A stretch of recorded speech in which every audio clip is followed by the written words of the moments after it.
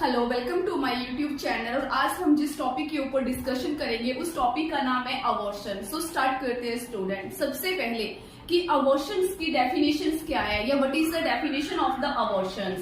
So before the 22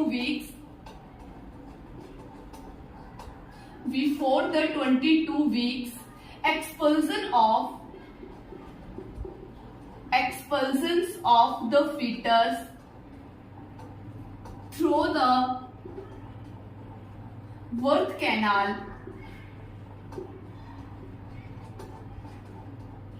also called abortion।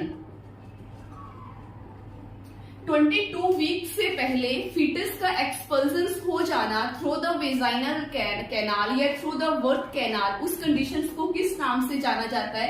Abortions के नाम से जाना जाता है। नेक्स्ट की अबॉर्शंस होने का मोस्ट कॉमन कॉज क्या है? ठीक है, नेक्स्ट क्वेश्चन जो हमारा इंपॉर्टेंट बनता है वो ये बनता है कि the most common cause of the abortions. तो जो मोस्ट कॉमन कॉज जो रहेगा अबॉर्शंस का वो अलग अलग ट्राइमेस्टर्स में अलग अलग रहेगा। अगर हम बात करें फर्स्ट ट्राइमेस्टर की, अगर फर्स्ट ट्राइमेस्टर में कोई मदर अबॉर्शन की हिस्ट्री के साथ आ रही है, फर्स्ट ट्राइमेस्टर्स बोल सकते हैं या फिर हम 12 वीक्स बोल सकते हैं। ठीक है, 12 वीक्स या फर्स्ट ट्राइमेस्टर्स में कोई मदर जो है वो अबॉर्शंस की हिस्ट्री के साथ आ रही है तो इस हिस्ट्री के होने का मोस्ट कॉमन कॉज जो होगा वो होगा हमारा क्रोमोसोमल अनोमलीज।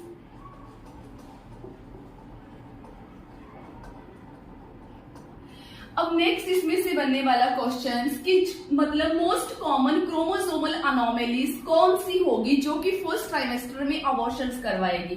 तो मोस्ट कॉमन क्रोमोसोमल अनोमली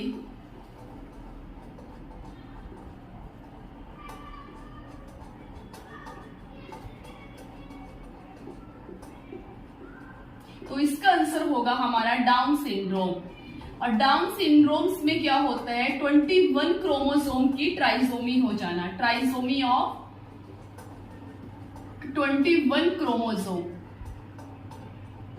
ठीक है, तो ये हमारा फर्स्ट ट्राइमेस्टर्स का मोस्ट कॉमन कॉज बना अबॉर्शंस होने का। तो बात करते हैं कि अगर कोई मदर जो है वो हमारे पास सेकेंड ट्राइमेस्टर्स में आ रही है अबॉर्शन की हिस्ट्री के साथ, तो उसके होने का मोस्ट कॉमन कॉज क्या होगा? सो नेक्स्ट क्वेश्चन हमारा इंपॉर्टेंट क्वेश्चन है the most common cause of abortion in second trimester, या फिर हम बोल सकते हैं तो इसका आंसर हमारा क्या बनेगा? तो इसका आंसर हमारा रहेगा uterine incompetency. Uterine incompetency. Uterine incompetency से स्टूडेंट आप क्या समझते हो? यूटेराइन इनकम्पिटेंसी का मतलब ये हुआ कि उस मदर का जो यूट्रस है वो कैपेबल नहीं है, मतलब कि एबल नहीं है उस फीटस को कैरी करने के लिए, जिसकी वजह से उसको अबॉर्शंस हो रहा है। सेकेंड इंपॉर्टेंट क्वेश्चन जो कि यूटेराइन इनकम्पिटेंसी से ही बनता है वो ये है कि अगर कोई मदर जो है हमारे पास हैबिचुअल अबॉर्शंस के साथ या रिकरेंट अबॉर्शंस के साथ, रिकरेंट मतलब कि उसको बार बार अबॉर्शंस की हिस्ट्री हो रही है, तो उसको होने का मोस्ट कॉमन कॉज क्या होगा? तो भी हमारा आंसर यूटेराइन इनकम्पिटेंसी ही बनेगा। मतलब रिकरेंट अबॉर्शन या हैबिचुअल अबॉर्शन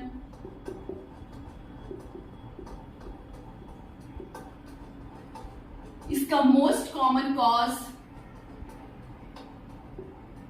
तो इसका आंसर भी हमारा क्या बनेगा? Uterine incompetency.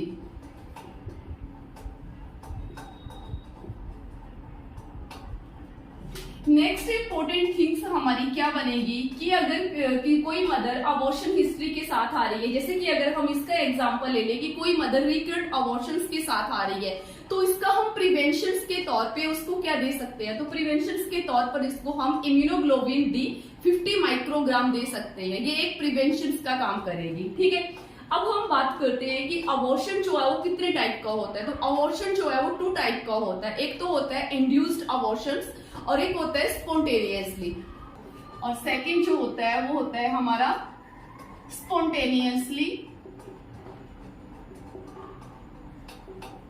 अबॉर्शन।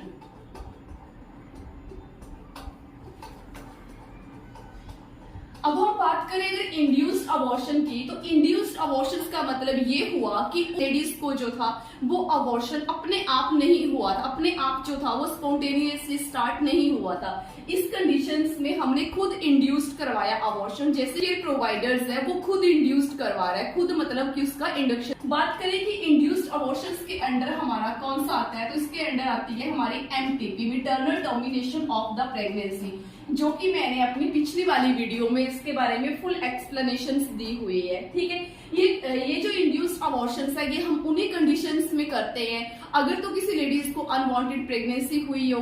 इसके अलावा अगर जो फीटस उसकी यूटेराइन कैविटी में है उसमें कोई कंजेनिटल अनोमलीज है, या उसमें कोई भी ऐसी कंडीशंस है जो कि आफ्टर बर्थ सर्वाइवल नहीं हो सकता है, या इसके अलावा कोई मदर को कोई ऐसी कंडीशंस है जिसमें कि उस प्रेगनेंसी को कंटिन्यू नहीं किया जा सकता, उसी कंडीशंस में इंड्यूस्ड अबॉर्शंस करवाया जाता है। ठीक है, जिसको हम इसके अंडर क्या आता है MTP, maternal termination of the pregnancy. और ये कितने वीक पे करवाया जाता है, तो ये 24 वीक्स पे करवाया जाता है। अब बात करते हैं स्पॉन्टेनियस अबॉर्शन। स्पॉन्टेनियस अबॉर्शंस की डेफिनेशंस की अगर हम बात करें तो स्पॉन्टेनियस अबॉर्शंस में क्या होता है कि इसमें अबॉर्शन जो है वो अपने आप ही स्टार्ट हो जाता है, मतलब इसमें हेल्थ केयर प्रोवाइडर्स जो है वो कोई भी इंड्यूस नहीं करता है। बात करते हैं स्पॉन्टेनियस अबॉर्शंस के अंदर कौन कौन से अबॉर्शंस आते हैं। स्पॉन्टेनियस अबॉर्शंस के अंदर आने वाले अबॉर्शन, सबसे पहले हम बात करते हैं complete abortion,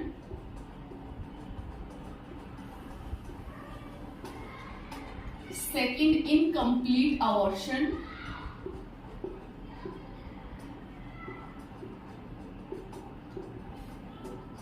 third missed abortion,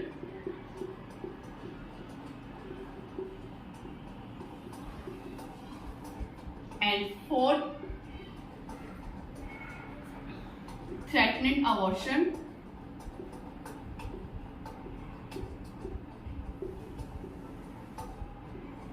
and fifth inevitable abortion,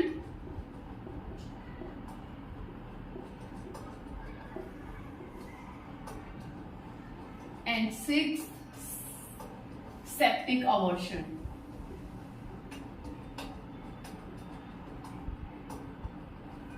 अब मैं एक एक करके आपको बताऊंगी।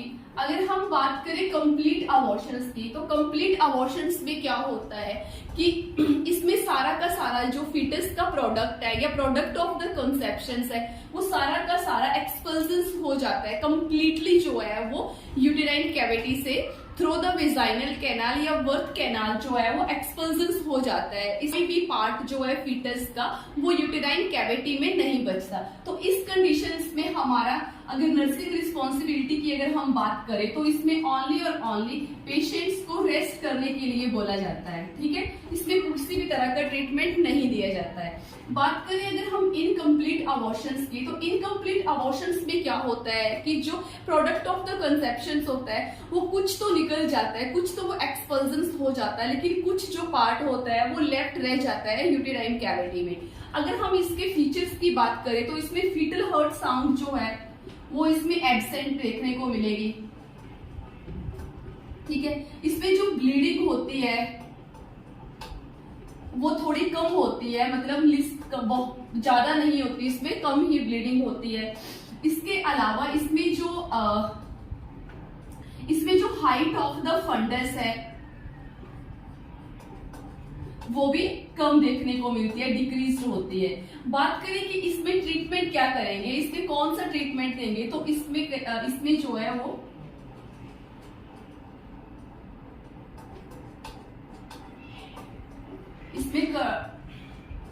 इसमें डाइलेटेशन एंड कर्टेज किया जाता है, मतलब DNC किया जाता है, जिसके थ्रू जो बचा हुआ पार्ट है उसको बाहर निकाला जाता है। बात करते हैं मिस्ड अबॉर्शंस की। मिस्ड अबॉर्शंस में क्या होता है कि फीटस जो है वो डेड हो जाता है यूटेराइन कैविटीज में ही, लेकिन इसमें कोई भी पार्ट जो है वो एक्सपल्जन्स नहीं होता है। तो अगर इसके हम फीचर्स की बात करें तो इसमें भी फीटल हार्ट साउंड जो है वो एब्सेंट होगी, मतलब बेबी जो है वो डेड होगा। बात करें अगर इसमें ब्लीडिंग की, तो इसमें ब्लीडिंग जो है वो इसमें हैवी होगी।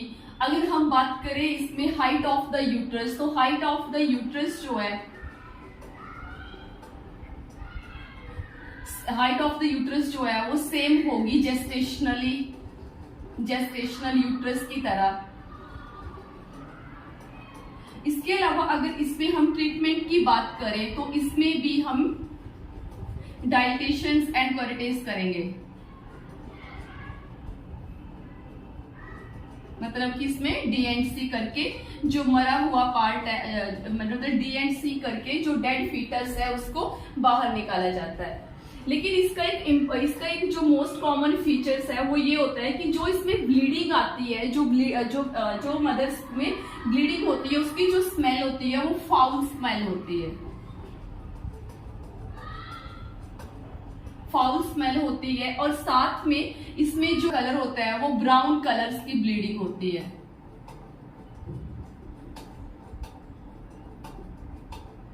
बात करें थ्रेटेंड अबॉर्शंस की, तो थ्रेटेंड अबॉर्शंस में क्या होता है कि थ्रेटेंड का मतलब होता है डर, मतलब इसमें कंप्लीटली अबॉर्शंस नहीं होता, इसमें ओनली जो है वो इसमें अगर हम बात करें तो इसमें जो इंटरनल ओस होती है वो ओपन देखने को मिलती है, लेकिन इसमें ब्लीडिंग जो होती है वो नाक के बराबर होती है, इसमें ज्यादा ब्लीडिंग नहीं होती है। और यही एक ऐसा अबॉर्शंस है जिसमें कि प्रेगनेंसी को कंटिन्यू किया जा सकता है। इसमें जो है वो पेशेंट्स को रेस्ट करके जो है वो इसकी कंडीशन, मतलब रेस्ट वगैरह प्रोवाइड की जाती है, और उसके द्वारा जो है वो इस अबॉर्शंस में जो है वो हम प्रेगनेंसी को कंटिन्यू कर सकते हैं। ठीक है, तो इस अबॉर्शंस में अगर इस अबॉर्शंस में हम बाय द अल्ट्रासाउंड्स देखें तो फीटल अल्ट्रासाउंड जो है इसमें प्रेजेंट होती है, ब्लीडिंग इसमें बहुत ज्यादा कम होती है, हाइट ऑफ द यूट्रस जो है वो भी जेस्टेशनली हाइट के सेम होती है।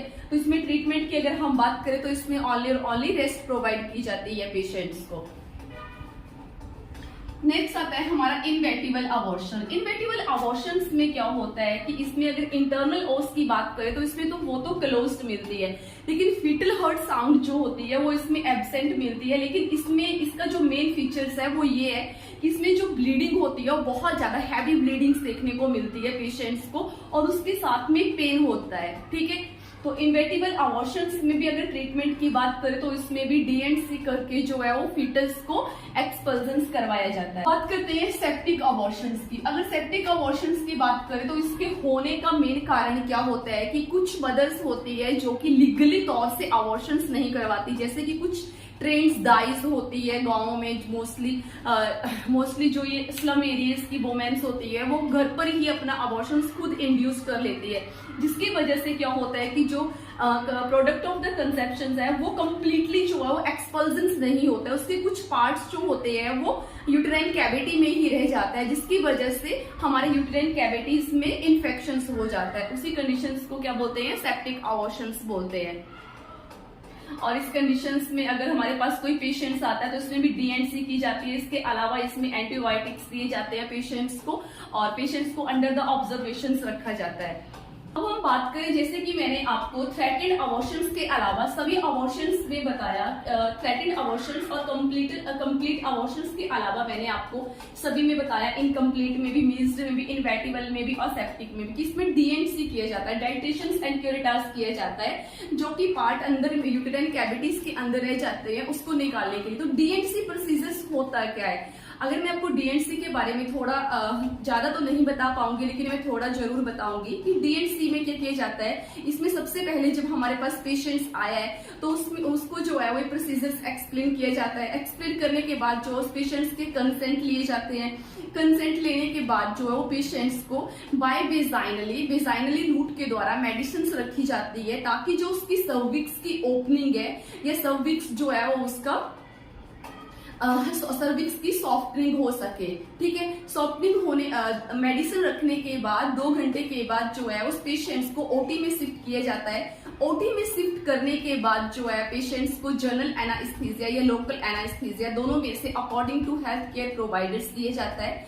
एनास्थीसिया देने के बाद जो पेशेंट्स के वेजाइना में या सर्विक्स में जो है वो कस्कोस स्पेकुलम के द्वारा जो है वो उसको उसकी ओपनिंग को मतलब उसको ओपन किया जाता है। ओपन करने के बाद जो हमारे पास डायलेटर्स होते हैं, डायलेटर्स के थ्रू जो है उसकी ओपनिंग को और ज्यादा बढ़ाया जाता है और उसके बाद जो है वो उसमें कैनुला के द्वारा सक्शंस के साथ जो है कैनुला को अटैच किया जाता है और जो भी अंदर का प्रोडक्ट होता है, जो भी बचा हुआ प्रोडक्ट है उसको एक्सपल्जन कर लिया जाता है, मतलब उसको सक्शंस के द्वारा जो है वो इवैक्यूएशन कर लिया जाता है। ठीक है, सक्शनिंग करने के बाद जो है डाइल्टेशन करने के बाद क्यूरेटास किया जाता है। क्यूरेटास में क्या करा जाता है कि हमारे पास क्यूरेटास जो होता है एक इंस्ट्रूमेंट होता है, उसके द्वारा जो है जो यूटेराइन की एंडोमेट्रियम लेयर्स होती है उसको पूरी तरह से खरोचा जाता है ताकि अंदर कोई भी प्रोडक्ट जो है वो बच ना जाए, कोई भी क्लॉटिंग जो है वो बच ना जाए जिसकी वजह से पेशेंट्स को इन्फेक्शन हो सकता है। तो इस तरह से जो है वो DNC का प्रोसीजर जो है वो किया जाता है। So guys thank you. अगर आपको मेरी वीडियो पसंद आए या मेरे द्वारा बताई गई नॉलेज अगर आपको वैल्यूएबल लगे तो प्लीज लाइक शेयर और सब्सक्राइब करें। मैं डेली आपको एक नए टॉपिक के साथ मिलूंगी। Thank you.